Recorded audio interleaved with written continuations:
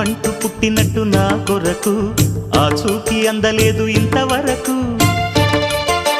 వచ్చింది గాని ఈడు ఒంటి వరకు వేధించలేదు నన్ను జంట కొరకు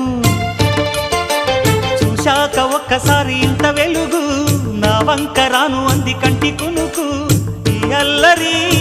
గారడి నీ లీల అనుకోనా నీ పేరు ప్రేమ అవునా ఇవాళే నిన్ను పోల్చుకున్నా